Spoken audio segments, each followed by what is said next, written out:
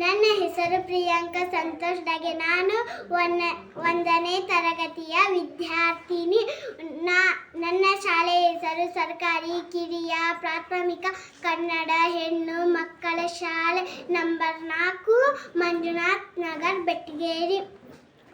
ಭಾರತದ ಸಂವಿಧಾನ ಪೀಠಿಗೆ ಹೇಳುತ್ತೇನೆ.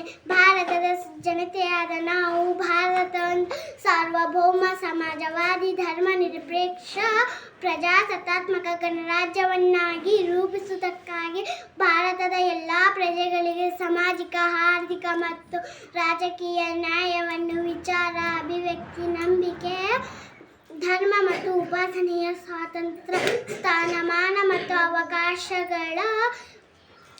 ಅವಕಾಶಗಳ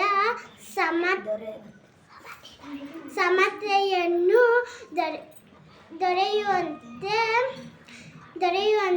ಮಾಡುವುದಕ್ಕಾಗಿ ವ್ಯಕ್ತಿ ಗೌರವ, ದೇಶದ ಏಕತೆ ಮತ್ತು ಸಮಗ್ರತೆಗಾಗಿ ಎಲ್ಲರಲ್ಲಿ ಭ್ರಾತೃತ್ವ ಭಾವನೆ ಮೂಡಿಸುವುದಕ್ಕೆ ದೃಢ ಸಂಕಲ್ಪ ಮಾಡಿ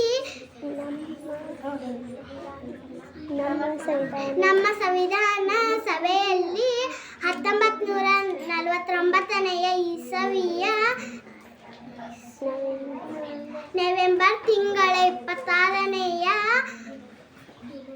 ದಿನದಂದು ಈ ಸಂವಿಧಾನವನ್ನು ನಮಗೆ ನಾವೇ ಅರ್ಪಿಸಿಕೊಂಡು ಅಂಗೀಕರಿಸಿ ಶಾಸನವಾಗಿ ವಿಧಿಸಿಕೊಂಡಿದ್ದೇವೆ.